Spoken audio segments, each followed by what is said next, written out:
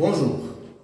Alors, aujourd'hui, on va commencer dans cette séquence les exercices concernant les nombres complexes. Donc, ça, bien sûr, c'est dans le contexte de votre préparation pour votre examen. On va commencer donc la révision du nombre complexe en parallèle du travail qui va continuer concernant les structures algébriques, concernant l'arithmétique et aussi prochainement concernant l'analyse. Bien, alors, dans cet exercice-là, on va essayer donc de traiter en deux parties, donc en deux séquences.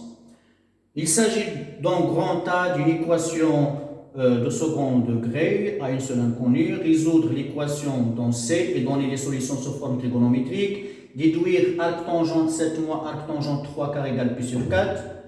Puis la partie B, dans le plan complexe, on considère muni d'un repère orthonormé direct, on considère les points grand A, grand M, grand P et grand R. Le grand A, c'est un complexe non nul. Le petit M et le petit P vont être écrits en fonction de A, vu ces relations-là. L'image de A par l'homothétie H, c'est M. L'image de M par la rotation R, c'est P. L'homothétie et la rotation, on a leurs éléments caractéristiques ici. On nous demande d'écrire M et P en fonction de K et A. Vérifier que le module de R est plus petit que celui de M. Puis on considère H la projection orthogonale de O sur AP. Montrer que O, H et R sont alignés. Puis montrer que A, H, M et R sont cocycliques. Alors, sur quel ensemble va varier le point H lorsque M varie sur OA, avec M différent de O, et finalement, on prend K égale la racine de 3, construire une figure convenable, calculer cet angle et déduire oméga. Alors, oméga, c'est la fixe du point H, et là, donc, c'est la fixe de H qui est la projection orthogonale de O sur AP. Alors, donc, prenez le temps nécessaire pour réfléchir à ces différentes questions. On va suivre ensemble après. Bien. Allons-y, donc, commençons par la première partie. La première partie, alors, qui va aller donc jusqu'à ce niveau-là. Alors, commençons par la partie A. On doit donc résoudre cette équation de second degré. Alors, c'est classique. On va calculer, c'est la première question. On va calculer notre discriminant delta. Alors, c'est moins 2 plus 3 cinquième au carré fois i, moins 4 fois 1 plus i. Alors, bien sûr, le moins va s'éliminer par le carré et on va développer l'identité remarquable. Alors, c'est 4 plus 12 cinquième i moins 9 sur 25, moins 4i en développant. Ce qui va donner, le 4 va s'éliminer. Donc, moins 9 sur 25. Là, 12 moins 20, c'est moins 8 sur 5i. Alors, voilà. Normalement, ici, on a besoin de déterminer les racines carrées, les deux racines carrées de ce nombre complexe. Ce n'est pas demandé dans les questions d'exercice, donc on va essayer de le faire un peu directement sans avoir à résoudre le système classique qu'on connaît tous et qui sert à déterminer les racines carrées d'un nombre complexe. Ici, on va essayer de mettre ce discriminant sous forme d'un carré. On peut commencer déjà par factoriser par moins, donc 9 sur 25 plus 8 sur 5i. Alors, essayons de mettre ce nombre-là sous forme d'une identité remarquable, c'est classique. Donc là, le i, on va l'avoir donc dans le terme qui va s'écrire sous la forme 2 fois AB. Donc 8 cinquième, c'est 2, fois 4 cinquième fois i. Le 2, on l'a ici. Alors, on a un choix, ou bien A va être 4 cinquième et B va être i. 4 cinquième plus i au carré, ou bien A va être carrément 1 et B 4 cinquième i ou vice versa. Ici, c'est symétrique. Les rôles entre A et B, c'est symétrique. Donc, ou bien je vais prendre d'une part 4 cinquième avec i, ou bien 1 et 4 cinquième i. Alors, en développant, il suffit de développer, on va trouver donc que c'est cette décomposition-là qui est la plus convenable. Alors, la 1 au carré, c'est 1 plus 8 cinquième i moins, en développant l'identité, moins 16 sur 25. voyez bien, 25 moins 16, c'est 9 sur 25, plus 8 sur 5i. Voilà, donc c'est le nombre convenable. Sans avoir à utiliser donc la méthode générale, donc c'est le moins, c'est i au carré, et là on vient de l'écrire sous la forme de 1 plus 4 cinquième i, le tout au carré, qui va s'écrire i facteur de 1 plus 4 cinquième i, le tout au carré, et en développant à l'intérieur du carré, on aura donc i moins 4 cinquièmes, le tout au carré. Et voilà, les racines carrées de delta, c'est plus ou moins i moins 4 cinquièmes. Donc, ce delta-là, il est clairement non nul. Donc, l'équation E admet deux solutions distinctes.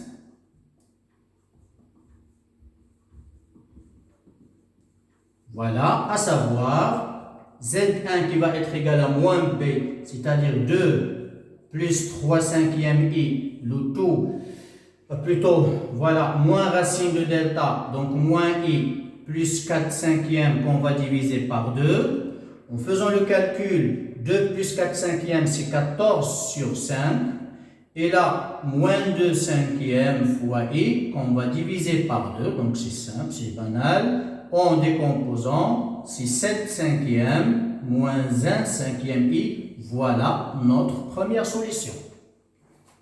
La deuxième solution, Z2, on n'a aucune contrainte sur la nomination des solutions, donc on a la liberté de les nommer comme on veut, il n'y a aucune contrainte.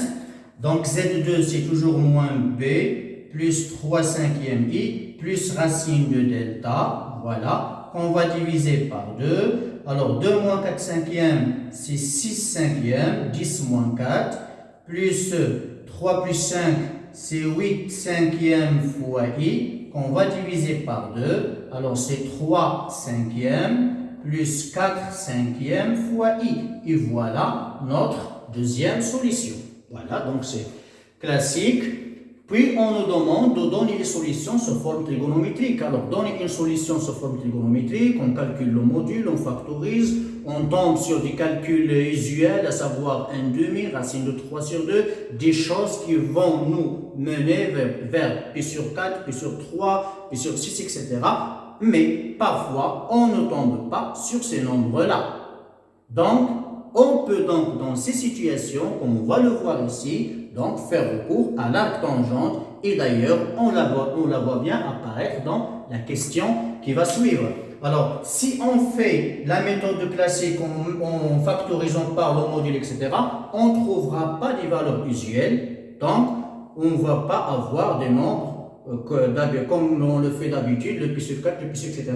On va faire recours à l'arc tangente. Donc, dans cette question-là, voilà, la deuxième partie de la première question. Je suppose que mon Z1 va s'écrire sous la forme d'un R alpha. R, c'est le module de Z1 et alpha, c'est l'argument de Z1 modulo de pi. Vous voyez bien que j'ai mis un grand A pour considérer que alpha, j'ai le droit de le considérer. Et entre moins pi et pi, je prends la mesure principale de notre argument. Voilà, on peut déjà commencer par calculer le module. Donc, le module de Z1, on peut le calculer facilement à partir de l'expression algébrique. C'est donc 49 sur 25 plus 1 sur 25. C'est donc la racine de 50 sur 25, c'est la racine de 2. Or, on sait que vous allez être d'accord que c'est une question du cours. On sait que alpha étant l'argument, cosinus alpha, elle est égale à la partie réelle de Z1 sur le module de Z1. Et aussi, le sinus de alpha, c'est la partie imaginaire de Z1 sur le module de Z1. Ainsi, en remplaçant le cosinus de alpha, la partie réelle, c'est 7 cinquièmes, qu'on va diviser par le module, c'est racine de 2, donc ça va donner 7 sur 5 fois racine de 2. Et puis, le sinus de alpha, la partie imaginaire, c'est moins 1 cinquième qu'on va diviser par racine de 2. Donc, c'est moins 1 sur 5 racine de 2. Voilà, je n'ai fait que remplacer. Et puis finalement, je vais diviser le sinus par le cosinus. C'est aussi classique ça. Tangente alpha en divisant sinus par cosinus. Après simplification, on aura moins 1 septième. Et pour avoir notre alpha, on peut penser à utiliser l'arc tangente. On va introduire l'arc tangente de tangente alpha va être égal à l'arc tangente de moins 1 septième, c'est moins arc tangente de 1 septième, puisque l'arc tangente est une fonction impaire. Sauf que, on sait qu'on n'a pas le droit de dire que arc tangente de tangente alpha est égal à alpha. Ceci n'est vrai que lorsque alpha est entre moins pi sur 2 et pi sur 2. Or, notre alpha, il est entre moins pi et pi. Alors, sur quoi va-t-on nous baser pour pouvoir donc contourner cette difficulté? C'est sur le fait que, or, le cosinus de alpha est positif. On le voit ici. Le cosinus de alpha étant positif et alpha étant entre moins pi et pi, alors j'ai le droit de conclure, de déduire que alpha est entre moins pi sur 2 et pi sur 2. Puisque dans l'intervalle principal, on sait que le cosinus ne peut être positif que dans cet intervalle. Donc notre alpha est bien entre moins pi sur 2 et pi sur 2. Et par suite, je peux donc déduire l'arc tangente de tangente alpha, c'est bien alpha qui est égal donc à moins arc tangente. Il n'y a pas de congruence puisque notre alpha, on a pris une mesure principale, donc c'est moins arc tangente de 1 septième. Voilà, on est arrivé à l'argument et par suite, donc ma représentation ou bien ma forme trigonométrique de Z1, c'est son module, c'est racine de 2, son argument, c'est moins arc tangente de 1 septième. Et voilà, le travail fait. Et ça va être la même méthode, c'est la même méthode, les mêmes justifications. Je vous laisse le soin de le faire. Je vais donner le résultat, bien sûr, puis ça va donc impliquer les mêmes étapes et les mêmes justifications. Donc, je vais écrire ici que aussi, voilà, Z2 va être égal, en calculant son module, vous avez sa forme algébrique, son module c'est 1 et son argument c'est arc tangente de 4 tiers. Vous allez trouver ce résultat ou bien sûr en utilisant la même méthode. Bien. Alors, passons maintenant à la deuxième question. La deuxième question nous demande de déduire cette égalité. Alors, c'est une égalité classique concernant le cours de la fonction arc tangente. On peut le montrer rien qu'en utilisant les résultats de l'analyse, mais c'est pas ce qui est demandé ici, puisqu'il s'agit d'une déduction, donc on doit utiliser nos résultats de la première question. Alors ici, ce qui va être utile, c'est le petit détail qu'on doit connaître à propos des équations de second degré, c'est que la somme des racines, c'est moins b sur a. Le produit des racines, c'est sur A. Et c'est ce qu'on va utiliser. On sait que Z1 fois Z2 égale à C sur A. C, je vais l'écrire pour qu'on sache l'origine des résultats. C'est 1 plus I sur 1, c'est 1 plus I. Et 1 plus I, on connaît tous son écriture trigonométrique ou bien exponentielle. Alors 1 plus I, son module c'est racine de 2, son argument c'est pi sur 4, c'est EI pi sur 4.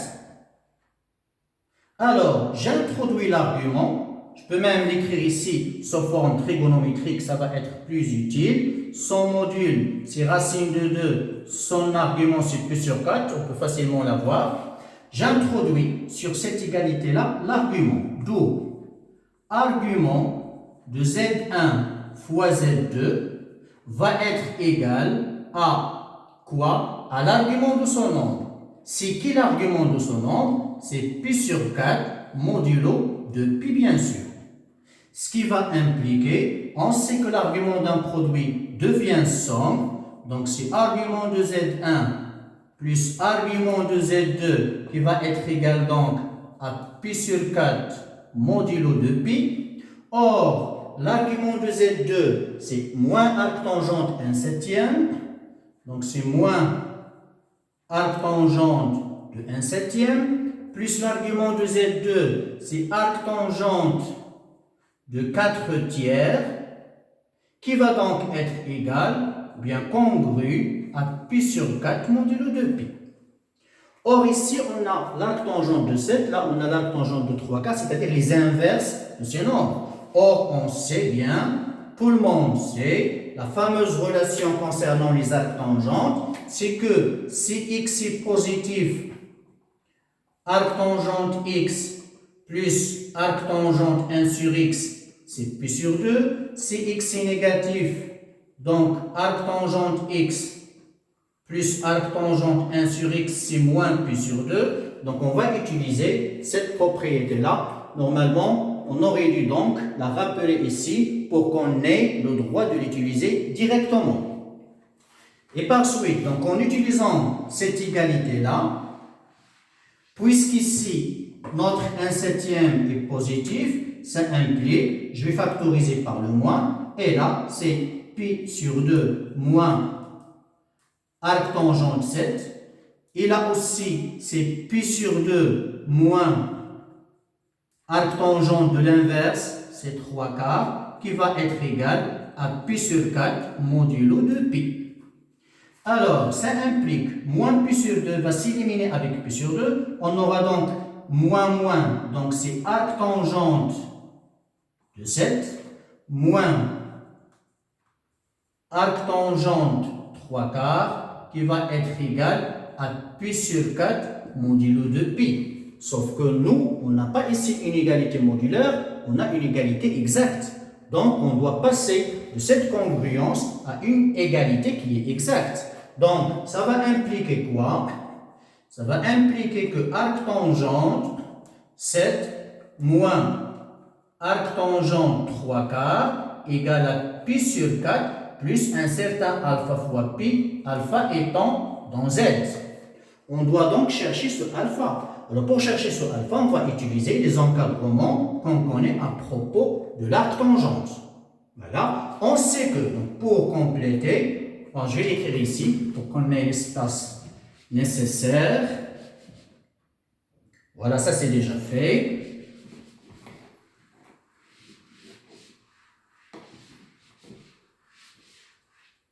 Alors, on sait que, bien, on a l'arctangente de 7, elle est compris normalement moins pi sur 2, mais 7 étant positif, je peux mettre ici 0, et là c'est pi sur 2. Et aussi, arctangente de 3/4 est aussi entre 0 et pi sur 2, d'où ce qui va m'impliquer, je vais réécrire la première, j'en aurai encore besoin, arctangente 7 pi sur 2, là je vais multiplier par moins, arctangente 3/4, j'aurai donc ici 0, et là c'est moins pi sur 2, et puis en sommant les deux membres, donc c'est moins pi sur 2, là c'est arctangente 7 moins arctangente 3/4, et là c'est pi sur 2. Ça implique donc, vous voyez, ça c'est, il est compris entre moins pi sur 2 et pi sur 2, ça donc on va le remplacer par pi sur 4 plus alpha pi. Donc pi sur 4 plus alpha pi doit être compris entre moins pi sur 2 et pi sur 2. Voilà, en simplifiant par pi, c'est moins 1/2, 1/4 plus alpha 1/2. En retranchant 1/4 de tout le monde, on aura ici moins 3/4, là alpha, et là c'est 1/4. Alors, alpha, avec bien sûr, alpha est un entier relatif. Alors, quel est cet entier relatif qui est compris entre moins 0,75 et 0,25? Eh bien, c'est la seule et unique valeur, c'est 0. D'où, puisque alpha égale 0, on revient ici pour déduire que, donc, arc tangent 7 moins arc tangent 3 quarts est bien égal à pi sur 4. Et voilà, on a notre résultat. On vient donc de montrer notre égalité qui est demandée grâce à le détail concernant les équations de second degré, les propriétés de l'argument et les encadrements concernant l'arc tangente. Passons maintenant donc à notre question, à la partie B. Voilà.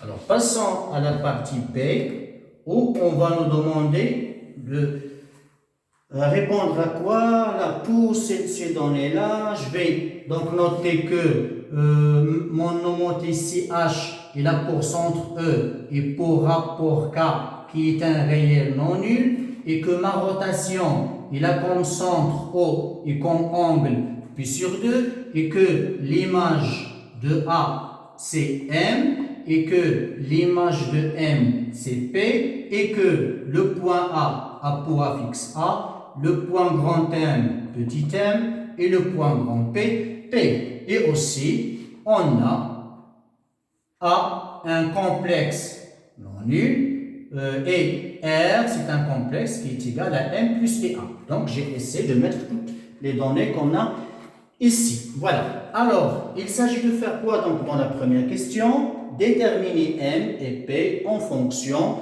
donc de A. Donc ça c'est premièrement petit a, déterminons M. Alors on va se baser sur cette information-là. Le fait que H de A égale à M, ça implique, on va utiliser l'expression complexe d'une homothétie, à savoir Z' égale à K, facteur de Z moins le centre, plus le centre, la fixe du centre. Donc, c'est ce qu'on va utiliser ici. L'image, c'est M, donc M égale le rapport CK, facteur de l'antécédent, c'est A, le centre, c'est 0 plus 0. Ce qui implique que M est égal à K fois A. Et aussi, pour écrire P en fonction de A, on va donc utiliser cette information-là. Donc, l'image par la rotation du point M, c'est le point P. On va donc utiliser l'expression complexe d'une rotation, à savoir Z' égale à EI bêta facteur de Z moins le centre plus le centre, bêta étant l'angle de la rotation, oméga étant le centre de la rotation, la fixe du centre, Z ça représente l'antécédent et Z' ça représente l'image. C'est donc ce qu'on va utiliser ici. L'image c'est P, donc le petit P va être égal. EI, l'angle de la rotation, c'est P sur 2. Facteur de l'antécédent, c'est M. Le centre, c'est 0 plus 0. Ce qui implique que P égale, là, EI P sur 2, c'est bien I fois M. Et voilà, on a notre relation, rien qu'en utilisant nos expressions complexes de l'homothétie et de la rotation. Puis, le petit b, vérifier que le module de R est plus grand que le module de M. Essayons un peu de voir. Le module de R, voilà notre R. C'est le module de M plus IA. Bien sûr, on ne va pas tomber dans le piège de dire que c'est racine de M carré plus A carré. Bien sûr, c'est faux, puisque M et A, ce sont des complexes. Donc, on doit remplacer M par ce qu'on vient de trouver. C'est KA plus IA. Et en factorisant par A, c'est le module de A facteur de K plus I, qui va donc être égal au module de A fois le module de K plus I, et qui va donc être égal au module de A fois la racine de 1 plus K carré. Ici, bien sûr, on a une forme algébrique, donc j'ai bien le droit d'exprimer mon module en utilisant la racine. La partie réelle, c'est K, la partie imaginaire, c'est 1. Et puis, le module de M, c'est le module de K fois A, puisque M est égal à K fois A. Voilà, c'est la valeur absolue de K, puisque K est un réel, fois le module de A. Donc, ce qu'on a à comparer ici, on a à comparer ces deux-là. On a à comparer cette expression et celle-là. C'est ce qu'on va faire donc ici.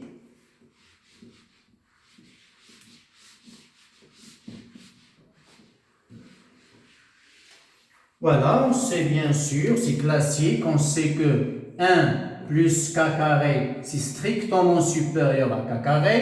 En introduisant la racine, racine de 1 plus k carré, c'est supérieur à racine de k carré, c'est-à-dire racine de 1 plus k carré, c'est supérieur à la valeur absolue de k. Et en multipliant les deux nombres par le nombre positif module de a, qui ne va pas changer notre inégalité, on retrouve notre comparaison. Il s'agit ici du module de R qui est plus grand que le module de N. Et voilà donc, on achève, on termine donc la première partie de l'exercice. Et donc c'est dans la séquence suivante, on va compléter la correction.